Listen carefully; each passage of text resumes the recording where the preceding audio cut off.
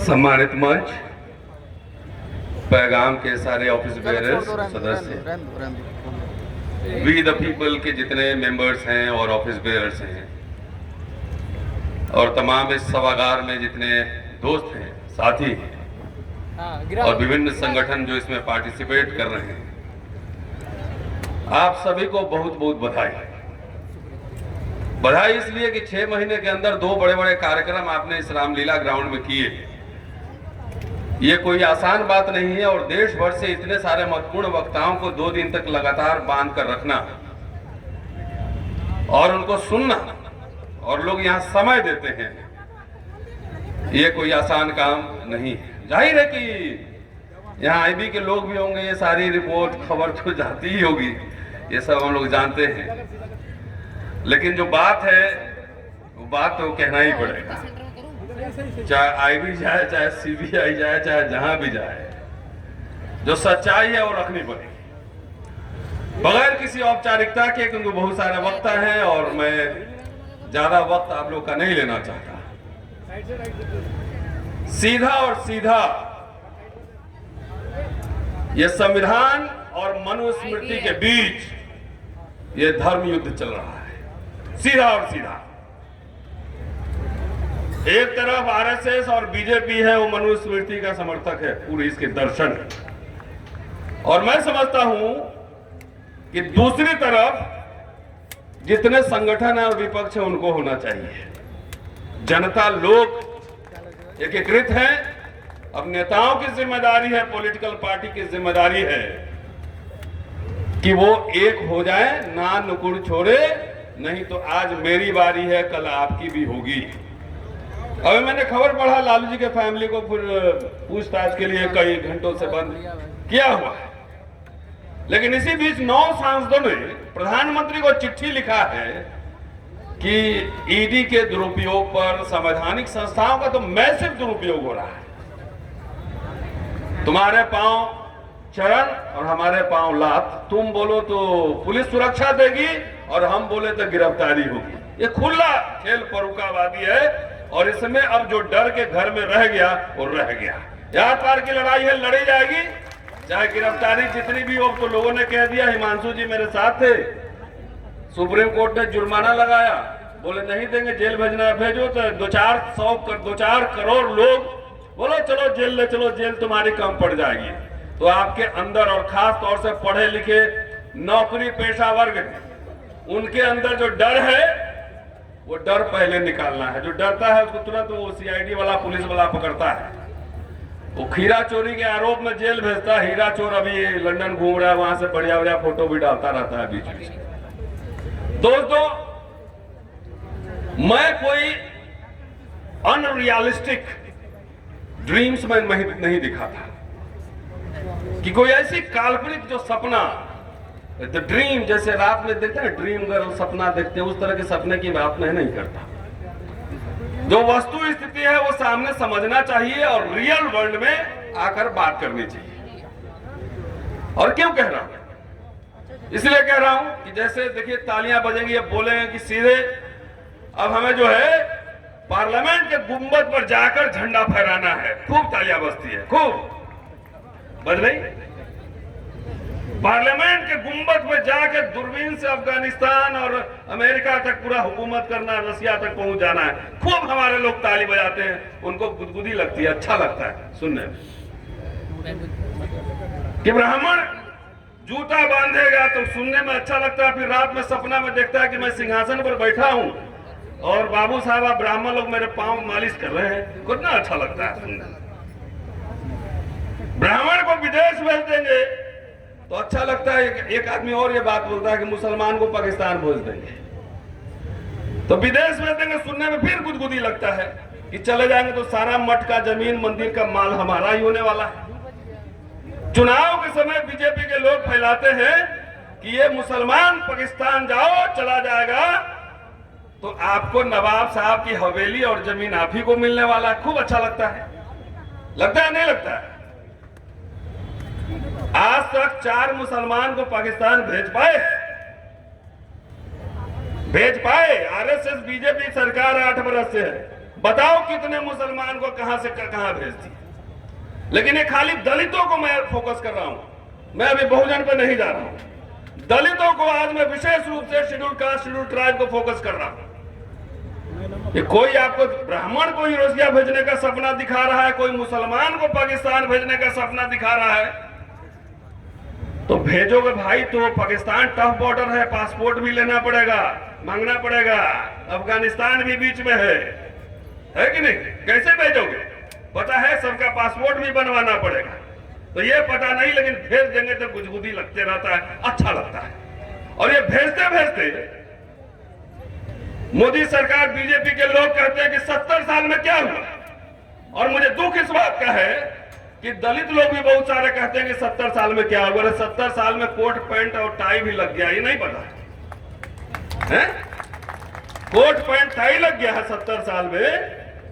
जो कमर में झाड़ू और गले में मटका लगाया जाता था, कोट पैंट टाई लग गया, लग्जरी गाड़ी में घूम रहे हो। तो आरएसएस बीजेपी ये बात बोले तो हमारे समझ में नहीं आती है। ये SC/ST क्यों बोल रहा है ये बात? एक बड़ा मिडिल क्लास तैयार हुआ, हजारों करोड़ रुपए तनख्वाह मिलते हैं, PSUs में नौकरी मिल रही है, बैंक का राष्ट्रीयकरण हुआ, सब कुछ हुआ, और तब भी आप अगर समझ रहे हो कि 70 साल में क्या हुआ तो सोचना पड़ेगा ना कि बीजेपी आरएसएस के साथ एक हो और कुछ लोग एक ख्वाब आपको बांट रहे हैं। मैं ऐसे कोई ख्वाब नहीं बांटता, मैं अनंत दिखलाता हूं। जमीन पर आ जाइए, जितने यहाँ पर मुद्दे हैं, यहाँ पर हिस्सेदारी की चाबी, जातीय जनगणना, उच्च न्यायपालिका में हिस्सेदारी, बैलेट पेपर से चुनाव, ठेकेदारी में हिस्सेदारी, ये असली मुद्दा है। और असली मुद्दा इसलिए है, ये पॉलिटिकल मुद्दा है। सब हमारे लोग हैं ना, जितना जैसे बोलेंगे ना हुक्मरान बनना है, सब लोग ताली बजाता है, सब समझता है कि हम ये MLA MP बनेंगे। सबको ख्वाब है, किसी को ये ख्वाब नहीं कि मेरा बेटा बेटी नोबेल प्राइज जीते, ऑक्सफोर्ड में जाके PhD करे। ये ख्वाब है? ये ख्वाब नहीं। सबको एकदम सीधा, जितने हैं 545 सीट है भाई, इतने लोग ही बन सकते हैं। तो बाकी लोग क्या करेंगे, इसका कोई ऑल्टरनेटिव प्लान हमारे लोगों के पास नहीं है। सारे स्कूल कॉलेज बर्बाद हो रहे हैं। कुछ दलित नेताओं को देखते हैं कहते हुए कि स्कूल कॉलेज हमारी जिम्मेदारी नहीं है। तो जिससे चंदा लेते हो उसके बच्चे कहां पढ़ते हैं ये तो पूछो। वो सरकारी स्कूल में पढ़ते हैं कि प्राइवेट स्कूल में पढ़ते हैं? तो जो समाज इंस्टीट्यूशंस नहीं खड़े करेगा, इंटेलेक्चुअल्स नहीं खड़े करेगा, खाली हुक्मरान बनने से नहीं होने वाला है। MLA MP मिनिस्टर बनकर उसको सस्टेन कैसे करेंगे? एक अंग्रेजी में इंडियन एक्सप्रेस में लिखने वाले टाइम्स ऑफ इंडिया में 4 हमारे लोग नहीं है। बताइए कहां चुन के बताइए, आपके लिए ओपिनियन मेकर कौन बना है, कौन बनेगा, ये सवाल है। और खास तौर से मैं आज इसीलिए फोकस कर रहा हूं कि मेरी बात उन लोगों के बीच जानी चाहिए।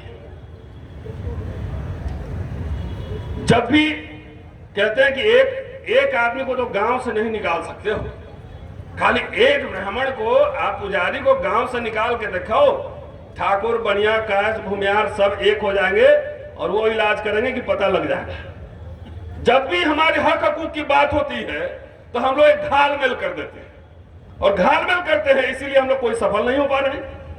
जब दीवार में सुराख करना हो तो एक ही जगह ड्रिल मशीन लगाना पड़ता है, एक ही जगह है ना। 4 जगह ऐसे लगाएंगे तो कहीं सुराख नहीं होती है। तो जब भी कोई हक ट्राइबल को देने की बात हो, शेड्यूल कास्ट की देने की बात हो, तो सब जोड़ देंगे कि SC/ST OBC माइनॉरिटी सब एक ही साथ होना चाहिए। तो आईडी वाला रिपोर्ट तो जाकर देता होगा, भाषण अच्छा चल रहा है, लेकिन फोकस एजेंडा तय नहीं हो रहा है कि इस देश में आपके बच्चों को अंग्रेजी एजुकेशन चाहिए कि नहीं चाहिए। सिस्टमेटिकली सब कुछ को डिस्ट्रॉय कर रहा है। और खास तौर से मैं कह रहा हूं कि जिस तरीके से निजीकरण हो रहा है, निजीकरण एजेंडा पे नहीं है। हमारे खास तौर से बड़े बड़े संगठन है, SC/ST के बड़े बड़े संगठन चल रहे हैं, वो एजेंडा पे नहीं है। तो क्या एजेंडा पे है कि हम देश को जागृत कर रहे हैं, समाज आंदोलन चला रहे हैं। आप में से कितने के घर में गया है आंदोलन करने या समाज जागृत करने? मुझे हाथ उठा के बताइए, कितने के घर में जाके आपको लिटरेचर दिया है, समझाया है? और 40-50 साल से आंदोलन चल रहा है। तो कम से कम यूट्यूबर्स है ये 10-20, इनको बधाई दे दीजिए। कभी कभी 5-10 इंटेलेक्चुअल एक्टिविस्ट इस दिल्ली में पत्रकार होंगे, उन्होंने करोड़ों लोगों के पास वो मैसेज पहुंचा दिया जो आप पहुंचाने की कोशिश इतने साल से कर रहे हैं। ये बैठे 10-20 यहां पे लड़के, प्रोफेशनल पत्रकार उस तरह से नहीं है जो हमें चाहिए, नहीं है। तो साथियों, मिशन चलाने के लिए पूरी एक रिसर्च टीम चाहिए। तो हमारे यहां जितने भाषण होते हैं पूरा उठाकर, खाली पॉलिटिकल नारेबाजी ज्यादा होती है, खूब पॉलिटिकल नारेबाजी, कोई अर्थशास्त्र पर चर्चा नहीं है, कोई चर्चा नहीं होती। कोई सीए तो मुझे दिखता नहीं अपना, कोई दिखता है तो बताइए यादव जी, है? कुछ नहीं दिख रहा है।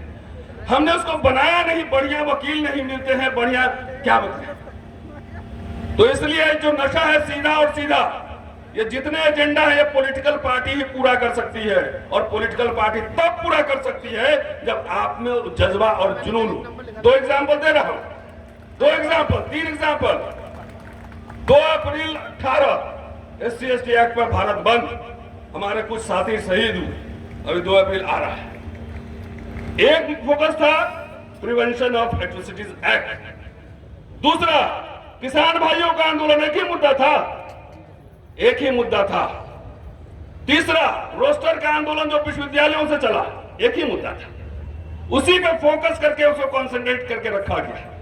तो ये सारे मुद्दे हैं। अगर उत्तर प्रदेश में बीजेपी को कौन हरा सकता है?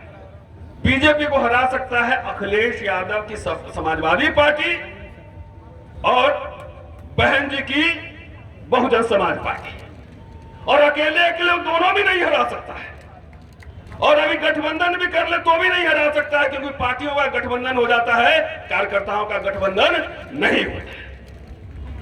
तो इसीलिए हरा सकता है। तो दोनों के कार्यकर्ताओं का गठबंधन हम आपसे अपील करने आए हैं कि सरकार ने हमारे सारे अधिकार बेच दिए, सारे कुछ, इसको हराओ और समाज का गठबंधन करो, भूल जाओ बहुत सारी बातें, चलता रहता है।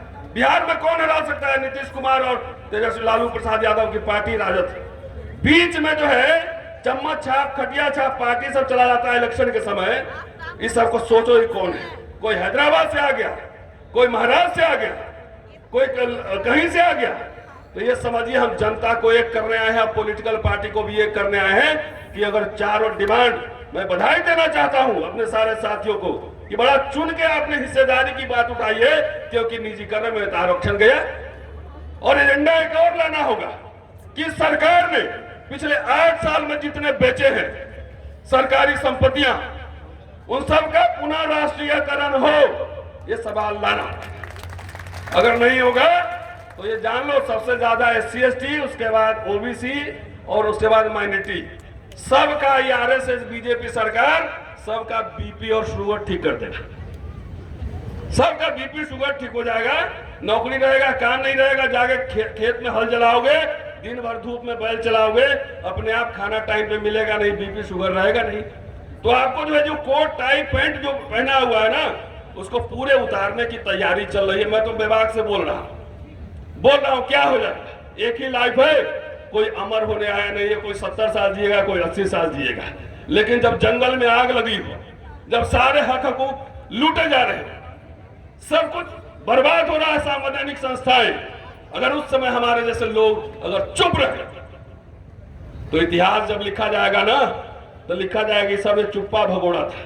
तो मैं अपना नाम कम से कम, हम लोग कोई संगठन नहीं चलाते हैं, संगठन को चंदा उंदा नहीं लेते, इंडिपेंडेंट रिसर्चर है, इंडिपेंडेंट तरीके से काम करते हैं। और ये बोलना, लिखना, क्रिटिक डेवलप करना हमारा फर्ज काम है।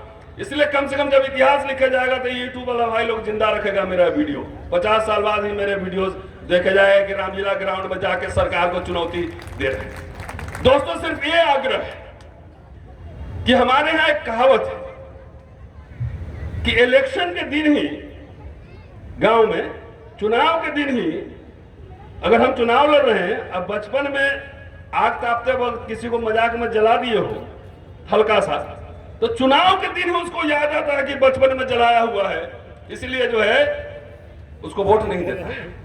और जरा ऊपर देखिए, ऊपर चाहे जैसे भी हो, वोट सब एक ही जगह देता है। आपस में भले 302 और 304 का मुकदमा चलता हो, लेकिन वोट वो एक ही जगह पड़ता है। इसलिए मनभेद और मतभेद दोनों उठाइए, आप एक होइए, नेता को हम लोग एक कर लेंगे। शुक्रिया, जय भीम।